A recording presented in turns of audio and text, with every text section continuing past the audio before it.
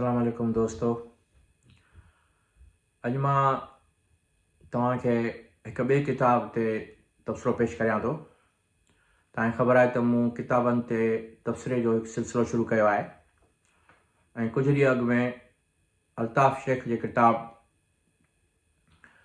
अछनि जे मुल्क में असीं कारा ते तबसरो पेश कयो हुउमि ऐं अॼु मां जग मशहूरु लेखक ऐं ड्रामा निगार विलियम शेक्सपियर जे किताब जेको हिकु ड्रामो आहे, स्टेज ड्रामो आहे, एंथोनी ऐं क्लियोपेट्रा, उन ते तबसरो पेश करियां थो। हीअ उहो किताबु आहे जेको शेक्सपियर जो लिखियलु आहे ऐं जंहिं ते केतिरा ई ड्रामा ऐं केतिरियूं फिल्मूं ठहियूं आहिनि ऐं हिन जे पस मंज़र में रोमन एम्पायर जी हिकिड़ी वॾी कहाणी आहे जंहिं ते शेक्सपियर लिखियो। शेक्सपियर जेको 1528 में ॼमियो ऐं 1616 में गुज़ारे वियो ऐं हुन केतिरा ई ड्रामा लिखिया ऐं हुनखे फादर ऑफ इंग्लिश सम्झो वञे थो। हुनखे फादर ऑफ इंग्लिश इन करे सम्झो वञे थो जो हुन जी ॿोली में तमामु घणी सादगी ऐं तमामु घणी सूंहं आहे ऐं हुन जी ॿोलीअ जी सूंहं जे करे हू हिकु तमामु वॾो लेखक बणिजी वियो। हुन जे वॾे लेखक हुजण जी हिकु निशानी इहा बि आहे त हुन कई हुकुमराननि ते ड्रामा लिखिया ऐं कई तारीख़ी अहिड़नि वाक़िअनि ते या अहिड़ियुनि तारीख़ी हुकूमतुनि ते ड्रामा लिखिया जेके तारीख़ जो तमामु वॾो निशान आहिनि। त हीअ किताब हिकु तारीख़ी किताबनि मां हिकु आहे, मगर हिन जी जेका कहाणी आहे उहा रोमानवी कहाणी आहे। त मां हिन किताब ते जंहिंजो नालो आहे एंथोनी एंड क्लियोपेट्रा, उन ते तबसरो पेश करियां थो। एंथोनी ऐं क्लियोपेट्रा जी मोहबत जी कहाणीअ खे शेक्सपियर पंहिंजे अदबी रंग में अहिड़ो त ख़ूबसूरत करे छॾियो आहे जो लॻे थो त उहा का वॾी कहाणी हुई ऐं तारीख़ी प्रेमी कहाणियुनि जो हिसो हुई, जीअं रोमियो एंड जूलियट। हीअ सम्झण जी ॻाल्हि आहे त जॾहिं को बहितरीनु लेखक कंहिं कहाणीअ खे खणे थो त उन जे जज़्बाती पासे खे ओज ते पहुचाए छॾे। जूलियस सीज़र क्लियोपेट्रा जो पहिरियों शिकार हो जो हुन सीज़र खे पंहिंजी मोहबत जी ॼाण में अहिड़ो घेरे रखियो हो जो हुन सां शादी कयईं, जंहिंमां खेसि हिकु पुटु बि थियो। रोमन ममुल्कत जी वारिस तौरु हूअ उन पुट खे खणी बि आई हुई, पर जूलियस सीज़र समेत कंहिं बि न थे चाहियो त संदन पुट खे बादशाही हैसियत मिले। इन ई कश्मकश जे दौरान ई जूलियस सीज़र खे संदसि सेनेटर्स 23 वार करे क़तलु करे छॾियो। जूलियस सीज़र पंहिंजी वसियत में त संदसि भाईचे ऑक्टोवियन, जंहिंखे ऑगस्टस पिणु चइजे थो, उनखे वारिस बनायो हो ऐं दौलत पिणु उन जे नाले करे छॾी हुआईं, पर उहो उन वक़्तु फ़क़ति 17 सालनि जो हो जंहिं वक़्तु जूलियस सीज़र जो क़तलु थियो। तंहिंजे करे हू बादशाह उन वक़्तु न थी सघियो। सीज़र जे क़त्ल जे करे अवाम में फुड़पोट पइजी वई हुई ऐं मुल्क में 17 साल खाना जंगी हली, यानी रोम शहर में 17 साल खाना जंगी हलंदी रही ऐं ओड़े पाड़े जे मुल्कनि में बि जंग हलंदी रही। केतिरा ई ग्रुप थी विया जेके पाण में विढ़ंदा रहिया। सीज़र जो बहितरीनु साथी ऐं सिपह सालार मार्क एंथोनी हो, जंहिं मुल्क खे संभालण जी वॾी कोशिशि कई। इन ई अरसे दौरान क्लियोपेट्रा, जेका मिस्र जी आख़िरी फ़िरौन हुई, उहा मार्क एंथोनी सां मोहबत में मुबतला थी वई या पंहिंजो पाण खे मोहबत में मुबतला कयाईं या हुन मार्क एंथोनी सां वञी मोहबत रचाई, जेको सीज़र जे मरण ते उन सां मिलण जुलण वेंदो हो।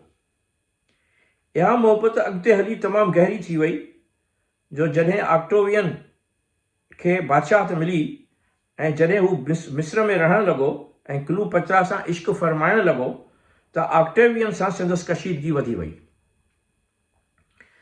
इन ई कारकर्दगी जे इन ई कशीदगीअ खे घटि करण लाइ हुन ऑक्टेवियन जी भेण ऑक्टोविया सां शादी कई, जंहिं जे नतीजे में हिननि खे परणाए यूनान जे शहर एथेंस में मोकिलियो वियो हो। शेक्सपियर जे ड्रामे में मुसलसल क्लीओपेत्रा ऐं एंथोनी खे हिक ॿिए जी मोहबत लाइ तड़पंदड़ ॾेखारियो वियो आहे। जो जॾहिं एंथोनी पंहिंजी परणियल ज़ाल खे साण खणी एथेंस पहुचे थो त पहिरीं राति हुन सां गॾु गुज़ारे नथो सघे। हू अहिड़ी त मुश्किल में ऐं जज़्बाती कशमकश में रहे थो जो पंहिंजी ज़ाल खे पहिरीं राति चवे थो त ज़िंदगीअ खे महमूल ते आणण लाइ मूं हीअ शादी कई आहे, जॾहिं त मुंहिंजी ख़ुशी मिस्र में आहे। पस मंज़र में ज़ाहिरी ॻाल्हि आहे त हुन जी ऑगस्टस सां जेका कशीदगी हली रही हुई उनखे घटि करण जे लाइ हुन ऑगस्टस जी भेण सां शादी कई हुई। तंहिंजे करे हुन चयो त मूं ज़िंदगीअ खे महमूल में आणण जे लाइ हीअ शादी कई आहे, ऐं जॾहिं त हुनजो इश्क मिस्र में आहे, यानी क्लीओपेत्रा में आहे। ऑगस्टस एंथोनी जी ज़ाल खे तमामु ई निमाणी ज़ाल ॾेखारियो वियो आहे, जेका ऑक्टेविया हुई, ऑगस्टस जी भेण। जो जॾहिं संदसि मुड़ुस खेसि एथेंस में अकेलो छॾे मिस्र हलियो थो वञे त संदसि भाउ अची हुनखे ॿुधाए थो त एंथोनी क्लीओपेत्रा सां इश्क में मुब्तला आहे ऐं हुन न सिर्फ़ु असां सां पर पूरी रियासत सां धोखो कयो आहे। हुन चयो त एंथोनी हुकूमत हलाइण जे बदिरां रुगो नदियुनि जा सैर पियो करे, शराब थो पीए ऐं क्लीओपेत्रा जी झोलीअ में किरियो पियो आहे। ड्रामे में उहा शादी ॾेखारी वञे थी, पर उन वक़्तु क्लीओपेत्रा हिकु ग़ुलाम खे घुराए उन खां पुछे थी, जेको उन शादीअ में शरीक थी आयो हो, त एंथोनी जी ज़ाल केतिरी हसीन आहे। ग़ुलाम उनखे जवाबु ॾिए थो त तव्हां जे हुस्न में ॿी का बि दुनिया में मुक़ाबले में औरत नथी थी सघे। जॾहिं ग़ुलाम उनजी तारीफ़ थो करे त क्लीओपेत्रा खेसि इनामनि सां नवाज़े थी छॾे, ऐं क्लीओपेत्रा उन जे दौरान ग़ुलाम खां पुछे थी छा हूअ डिघी औरत आहे, त हू ग़ुलाम उनखे चए थो त न, उहा छोटी आहे। जॾहिं हू ईअं चए थो त क्लीओपेत्रा ख़ुशीअ में पंहिंजी ॻिचीअ जो हार लाहे उन ग़ुलाम खे उछलाए ॾिए थी ऐं खेसि चवे थी त इहो तुंहिंजो इनाम आहे। हिन ड्रामे जी नफ़्सियात खे या शेक्सपियर जे लेखक हुजण जी नफ़्सियात खे इहो ॾिसी सघिजे थो ऐं सम्झी सघिजे थो त शेक्सपियर हिकु ग़ुलाम खां हिकु औरत जी नफ़्सियात खे ज़हन में रखंदे उन जी तारीफ़ कराई आहे त जीअं हूअ ख़ुशि थी सघे। जॾहिं एंथोनी पंहिंजी ताज़ी परणियल ज़ाल खे छॾे मिस्र में अची क्लीओपेत्रा सां मिले थो त हू हिक ॿिए खे तमामु घणियूं चुमियूं ॾियनि था, जेको ड्रामे में ॾेखारियो वञे थो, ऐं भाकुर मां निकिरनि ई कोन था। संदन मोहबत खे ड्रामे जी आख़िर ताईं शेक्सपियर लाज़वाल करे छॾियो आहे ऐं ईअं करे ॾेखारियो आहे ॼण त हू का तमामु वॾी मोहबत हुई। इन अरसे दौरान जॾहिं एंथोनी मिस्र में रहियल आहे त संदसि वफ़ादार सिपाहियुनि ऐं मिस्र जे फ़ौजियुनि समेत हू रोम जे हुकुमरान ऑगस्टस सां जंगियूं लड़ंदो रहे थो। आख़िर जंग 31 क़बल मसीह में थिए थी, जेका नतीजा कुन जंग थिए थी, जंहिंखे तारीख़ में एक्तियम जी लड़ाई कोठियो वञे थो, छो जो उहा एक्तियम शहर में थिए थी। हीअ लड़ाई रोम जो बादशाह ऑगस्टस खटी वञे थो, छो त लड़ाई जे दौरान मिस्र जा फ़ौजी एंथोनीअ सां गद्दारी कनि था ऐं जंग जे दौरान सामूंडी ॿेड़ा वापसि मोड़ीनि था, जंहिंजे नतीजे में रोम जी फतह थी वञे थी। छाकाणि जो एंथोनी रोम जे बादशाह सां विढ़ी रहियो हो ऐं एंथोनी जा जेके फ़ौजी हुआ उहे ऐं मिस्र जा जेके फ़ौजी हुआ जेके क्लीओपेत्रा खे पसंदि नथा कनि ऐं एंथोनीअ खे मिस्र जो हुकुमरान थियणु पसंदि नथा कनि ऐं हुननि जे इश्क खे पसंदि नथा कनि, तंहिंजे करे हू एंथोनीअ सां बग़ावत कनि था।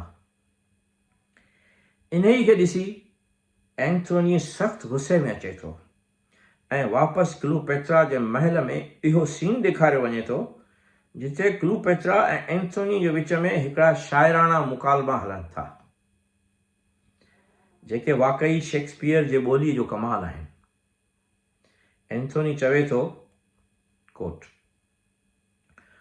मुंहिंजा ॿेड़ा तुंहिंजे गद्दार फ़ौजियुनि जे करे शिकस्त खाइनि था, पर इहो त सम्झ में नथो अचे त मुंहिंजी मोहबत खे उहे शिकस्त नथा ॾेई सघनि। क्लूपेत्रा संदसि पेरनि ते किरी पवे थी ऐं माफ़ी घुरे थी, पर एंथोनी खेसि मथे खणी चवे थो, कोट, जेकॾहिं तूं मूंखे चुमी ॾेई इन ई शिकस्त जो बदिलो चुकाए सघीं थी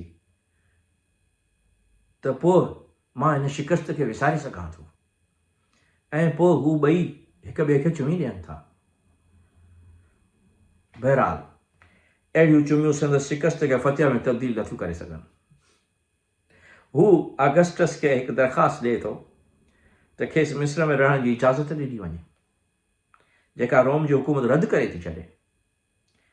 जेको कासिद उहो रद्द करण वारो नियापो खणी अचे थो, उन ई खे एंथोनी मार कुट थो करे जो हू नियापो ॾेई क्लूपेत्रा जा हथ चुमे थो। यानी कासिद हिकिड़ो त नियापो खणी अचे थो ऐं एंथोनी खे ॿुधाए थो त तूं मज़ीद हाणे मिस्र में नथो रही सघीं, छाकाणि जो इहो ऑगस्टस जो फ़ैसिलो आहे। ऐं इहो फ़ैसिलो ॿुधाए हू वरी क्लूपेत्रा जा हथ थो चुमे। हुनखे एंथोनी जा हथ चुमणु खपंदा हुआ, जंहिं ते एंथोनी उन ग़ुलाम खे यानी उन कासिद खे खणी मारकुट थो करे। बहरहाल, हिन ड्रामे में एंथोनीअ खे हिकु जज़्बाती आशिक़ करे ॾेखारियो वियो आहे ऐं संदसि हुकूमत करण वारनि पहलुअनि मां कंहिं बि पहलूअ खे साम्हूं न आंदो वियो आहे। संदसि सीज़र सां पुराणी वफ़ादारी जो बि को ज़िक्र नथो कयो वञे, जो मुंहिंजे ख़्याल में त शेक्सपियर पंहिंजे समूरनि ड्रामनि में अहिड़ा मुकालमा ऐं अहिड़ी सूरताल पैदा कंदो आहे जीअं ड्रामो ॾिसंदड़ कैफ़ियत मां लुत्फ़अंदोज़ थियनि। संदसि के ड्रामा त रुॻो कंहिं न कंहिं बादशाह खे ख़ुशि करण लाइ लिखियल लॻनि था। हिन ड्रामे जी आख़िर तमामु बहितरीनु थिए थी, जेका हिकु तारीख़ी हक़ीक़त आहे। एंथोनी जॾहिं अकेलो रहिजी थो वञे ऐं यकीन थी वञेसि थो त हुनखे न हाणे मिस्र में रहणु ॾिनो वेंदो ऐं न ई वरी क्लूपेत्रा मिलंदी, तॾहिं हू शराब जे नशे में क्लूपेत्रा जे महल तरफ़ अचे थो, पर संदसि दरवाज़ा बंदि आहिनि, यानी महल जा दरवाज़ा बंदि आहिनि। क्लूपेत्रा पंहिंजे ग़ुलामनि जे ज़रिए खेसि ॼापो थी मोकिले, जेके एंथोनी खे अची ॿुधाइनि था त क्लूपेत्रा मरी वई आहे। इहा ख़बर खेसि अञा बि निराश करे थी छॾे ऐं समुंड जे किनारे वञी पाण खे तलवार सां मारे थो छॾे। तलवार छाकाणि जो हू पाण खणी पंहिंजे सीने खे लॻाए थो, तंहिंजे करे अञा आख़िरी पसाहनि में आहे ऐं संदसि साथी एरी खेसि ईअं कंदे ॾिसे थो त हू अञा आख़िरी पसाहनि में आहे त खेसि हू इतलाह ॾिए थो त क्लूपेत्रा मरी न वई आहे ऐं हूअ महल में मौजूदु आहे। तॾहिं पोइ एंथोनी इश्क जे उमंगनि में रिढ़ी महल ताईं पहुचे थो, जिते क्लूपेत्रा खेसि पंहिंजी पोतीअ सां करे मथे खणे थी। हू दरीअ मां ॿाहिरां लटकी रहियो हूंदो आहे, महल जा दरवाज़ा बंदि हूंदा आहिनि, त हू दरीअ मां अची क्लूपेत्रा ॾांहुं निहारींदो आहे, पर अंदरि अची कोन सघंदो आहे। तंहिंजे करे क्लूपेत्रा पंहिंजी थुल्ही पोती हेठि उछलाईंदी आहे, जंहिंसां पोइ एंथोनी पाण खे मथे खणी पंहिंजो पाण खे क्लूपेत्रा जे कमरे में उछलाईंदो आहे। हू कमरे में ईंदे ई क्लूपेत्रा खे चवे थो,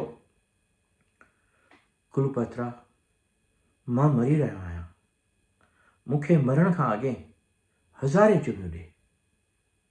संदसि चुमियूं हासिल करण वारी ख़्वाहिश हर वक़्तु ड्रामे में नुमाया ॾेखारी वई आहे। हू जॾहिं क्लूपेत्रा जे साम्हूं मरी वञे थो त पोइ क्लूपेत्रा पिणु नांग जो ज़हर खाई उते ई दम ॾिए थी। इहो हिन जो जेको मौत आहे उहो तारीख़ी मौत आहे। इन मौत जे लाइ इहो बि चई सघिजे थो त क्लूपत्रा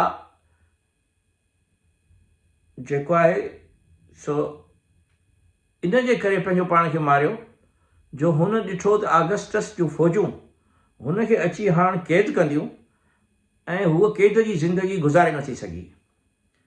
पर ईअं बि चई सघिजे थो त हुन जॾहिं एंटोनी जो मौत ॾिठो त पोइ पंहिंजो पाण खे मारे छॾियईं, जो हुन चयो त हाणे जॾहिं मुंहिंजो आशिक़ बि मरी वियो आहे त आउं जी छा करियां। बहरहाल इहो हिकु हक़ीक़ी मौत आहे जेको सभिनी कहाणियुनि ऐं सभिनी ड्रामनि ऐं तारीख़ जे सभिनी किताबनि में ईअं ई कोट कयो वियो आहे। तंहिंजे करे इहो मौत हिकिड़ो तारीख़ी मौत आहे जेको चई सघिजे थो त मिस्र जे आख़िरी फ़िरौन क्लूपैत्रा जे ख़ुददारीअ जो मौत हो। हीअ कहाणी शेक्सपियर जे ड्रामे में पढ़ी इन करे मज़ो ॾिए थी जो हिन में मुकालमनि जी ख़ूबसूरती आहे। जॾहिं त रोमन ममलिकत जी आख़िरी तारीख़ ते आउं अञा पंहिंजो मुतालियो जारी रखंदो अचां ऐं हिकु किताबु पिणु लिखी रहियो आहियां जेको कुझु ई सालनि में पेश कंदुसि। उते जे कुझु तारीख़ी माॻनि खे ॾिसी बि आयो आहियां, जीअं रोम ऐं एलेक्जेंड्रिया ऐं एथीन्स जेके जंग सां लॻा पियल आहिनि ऐं रोमन एम्पायर सां लॻा पियल आहिनि, ऐं फ्लोरेंस इटली जे शहर उते बि वियो आहियां। ऐं सभिनी ऐं तारीख़ जो जेको मौज़ू आहे सो अहिड़ो मौज़ू आहे जो उन में जेके बि मुअर्ख़ पंहिंजो पॉइंट ऑफ व्यू पेश कंदा आहिनि हू पंहिंजे ज़ाविये सां ज़िंदगी खे ॾिसनि था। ऐं जेकर ॾिठो वञे त ओलह जे मुअर्ख़नि इन पूरे रोमन एम्पायर खे हिकु पंहिंजे ज़ाविये सां ॾिठो आहे। ऐं वरी जेके मिस्र जा जेके मुअर्ख़ आहिनि जेके बाद में पोइ इस्लाम जे तरफ़ अची विया त उन्हनि मुअर्ख़नि इन रोमन एम्पायर खे मुख़्तलिफ़ ज़ाविये सां ॾिठो आहे। त बहरहाल आउं हिकिड़ो मुअर्ख़ त कोन आहियां, पर आउं हिकिड़ो सादो पढ़ंदड़ आहियां ऐं मुंहिंजी सादगी जी सोच जेका आहे उहा बि मुंहिंजे इन तारीख़ी किताब में ज़ाहिर थींदी।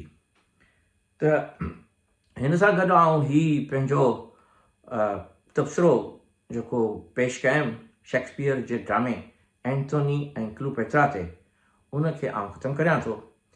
ॿिए भेरे वरी तव्हां सां कंहिं ॿिए तबसरे सां हाज़िर थींदुसि।